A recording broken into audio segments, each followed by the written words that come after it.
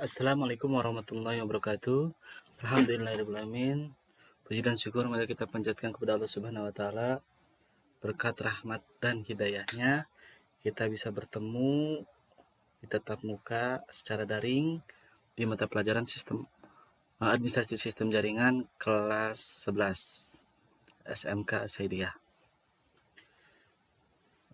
Di pertemuan pertama Bapak sudah share materi pembelajaran di grup ya. Mudah-mudahan sesuai dengan harapan Bapak, kalian atau adik-adik bisa memahami, belajar lagi, dan lebih ingin tahu apa yang dimaksud dengan sistem operasi jaringan. Di pertemuan kedua, Bapak akan jelaskan pertemuan hari ini sistem operasi jaringan.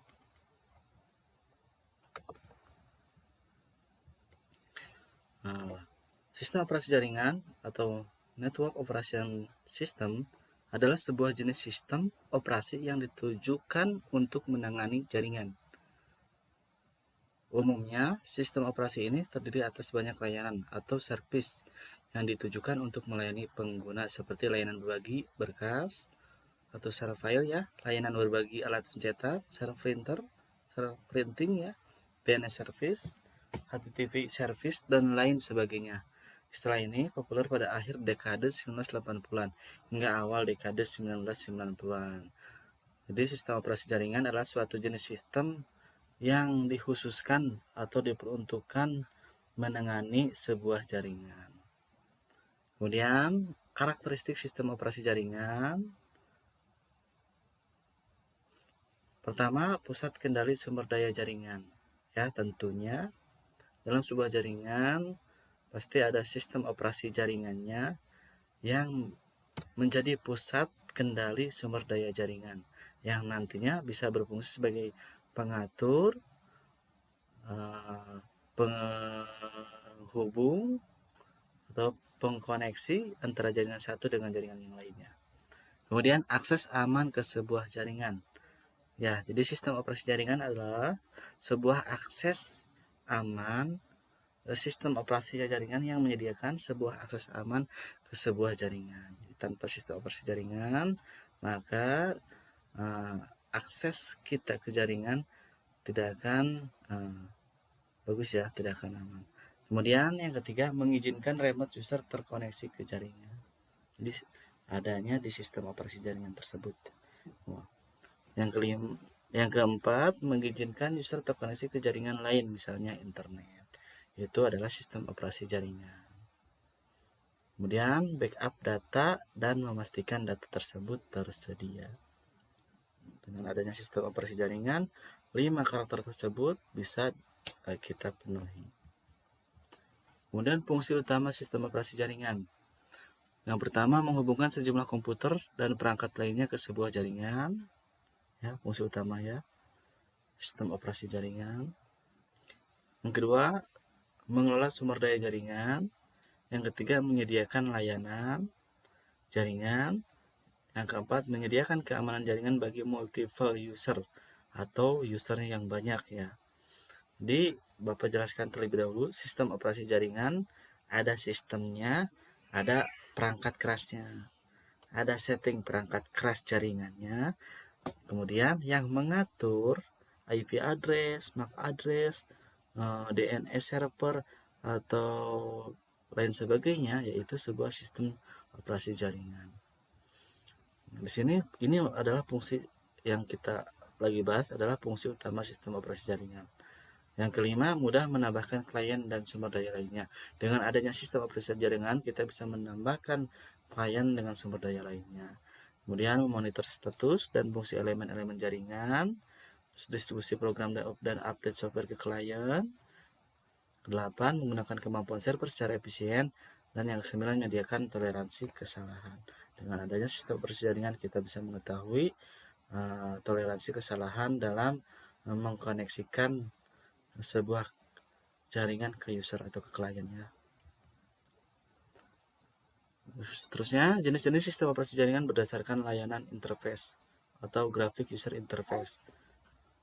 Jadi, yang pertama, sistem operasi jaringan berbasis GUI ya, adalah sistem operasi yang dalam proses instalasinya user tidak perlu menghafal sintak-sintak atau perintah DOS atau bahasa pemrograman yang digunakannya. Berikut beberapa contoh sistem operasi jaringan berbasis GUI. Jadi ini sistem operasi jaringan yang ada di Linux Red, Windows NT 3.51, Windows 2000, NT 5.10, Windows Server 2003, Windows XP, Microsoft MS Net, Microsoft LAN Manager, Novel Network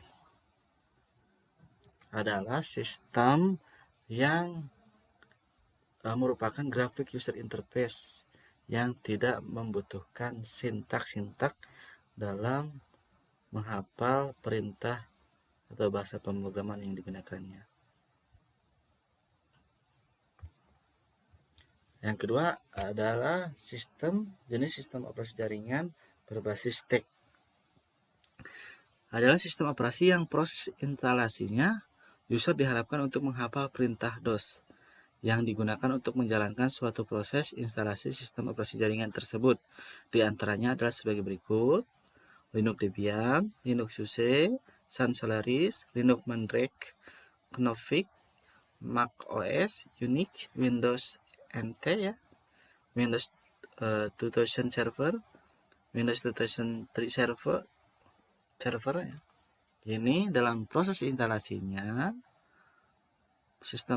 proses instalasi sistem operasi jaringannya menggunakan sintak atau bahasa pemrograman perintah atau DOS ya yang digunakan.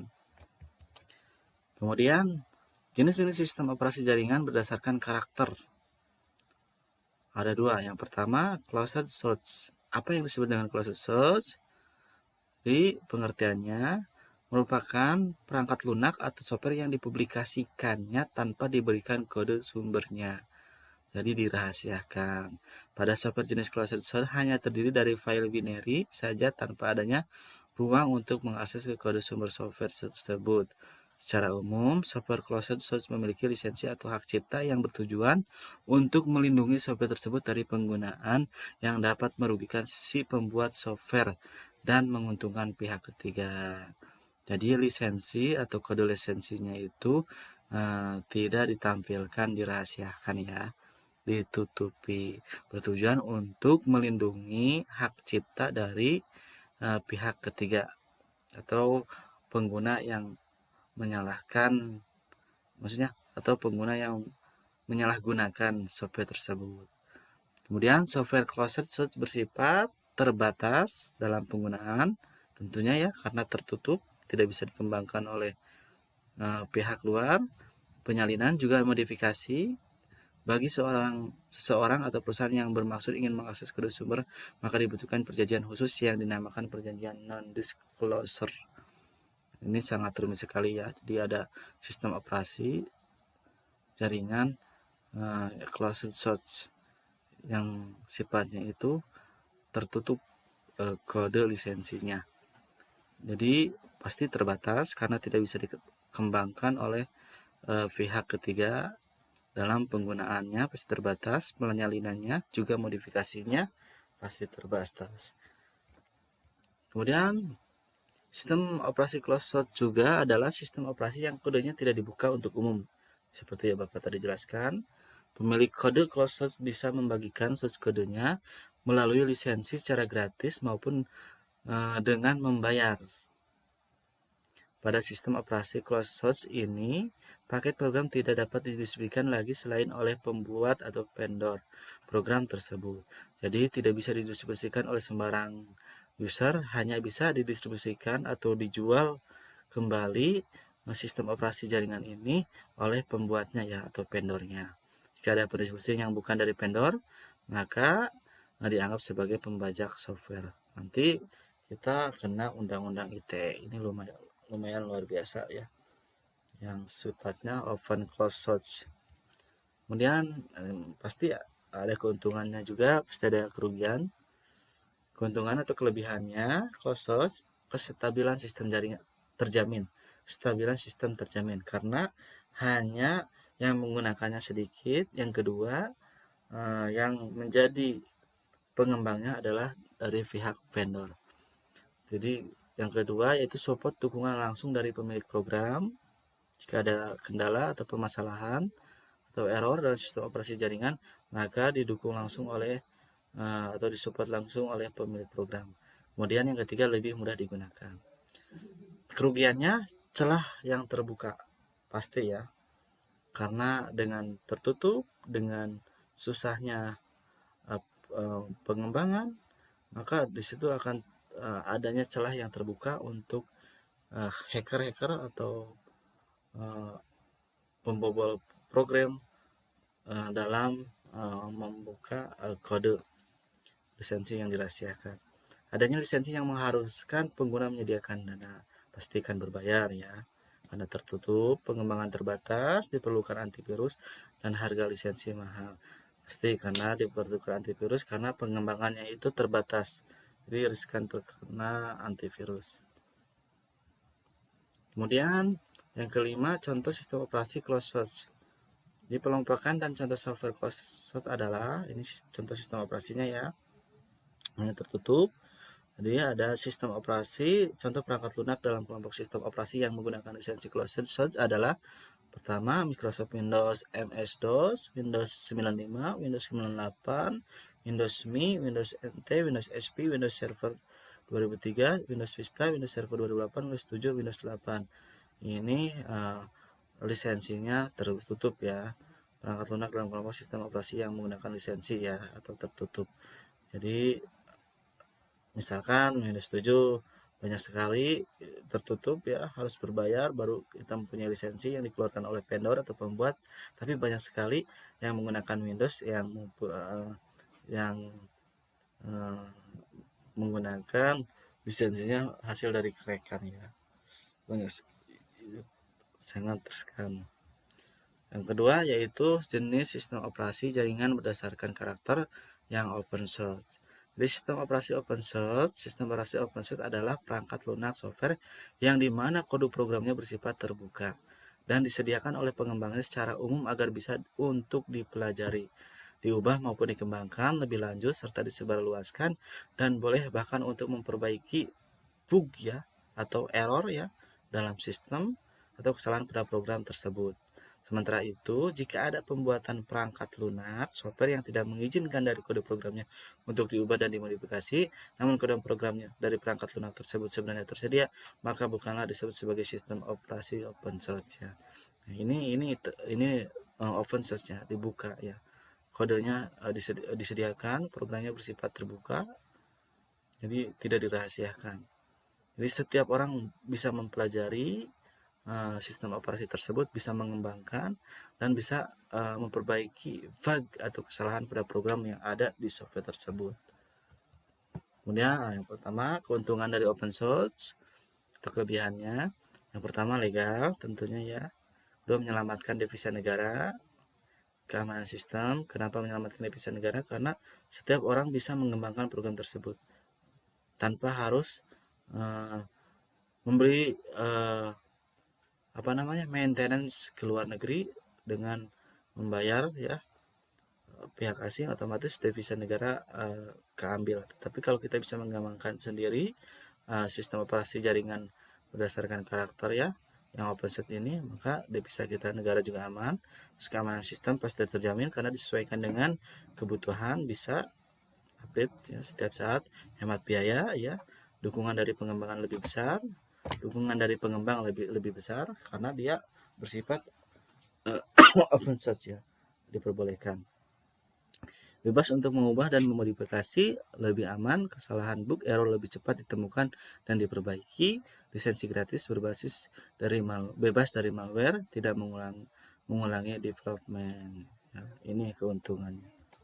Kemudian kerugian, tidak ada garansi dari pengembang karena kita juga bisa mengembangkan ya seandainya kita mempunyai keahlian yang mumpuni di aplikasi atau di sistem operasi open source tersebut.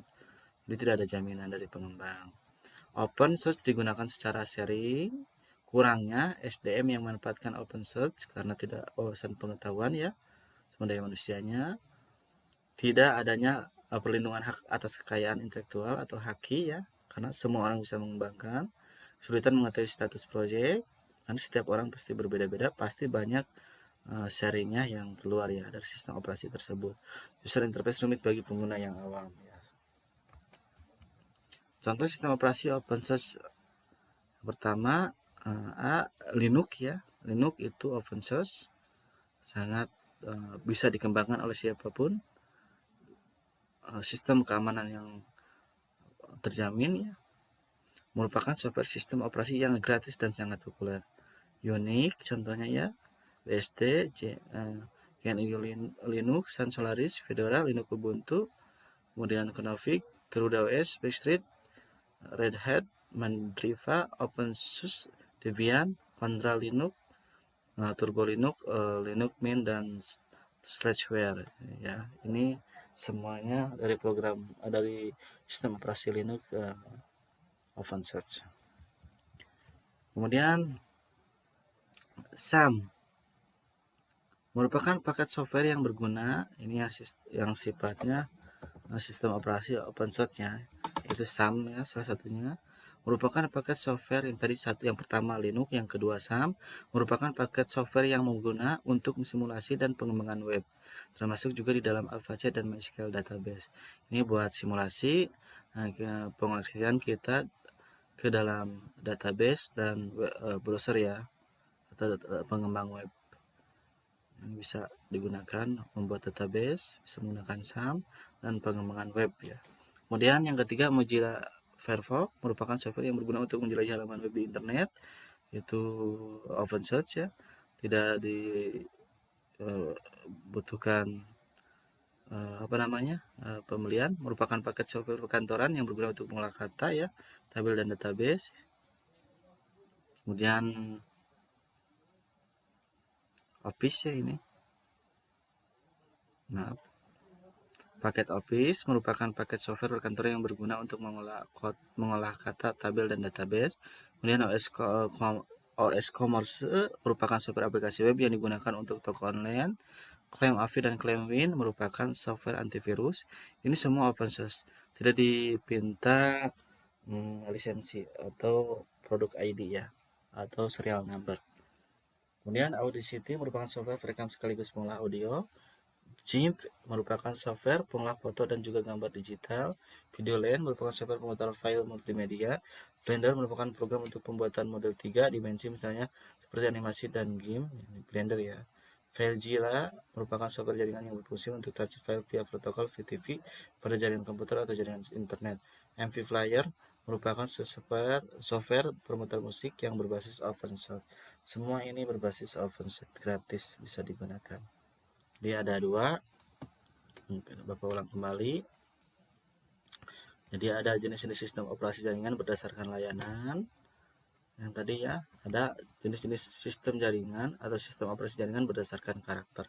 Ada yang closed source dan ada yang open source. Nah, mudah-mudahan dari Bapak cukup sekian, mudah-mudahan bermanfaat bagi adik-adik sekalian. Terima kasih, mohon maaf presentasi atau penjelasan hanya sedikit, tapi mudah-mudahan bisa dipahami. Sekian dari Bapak. Assalamualaikum warahmatullahi wabarakatuh.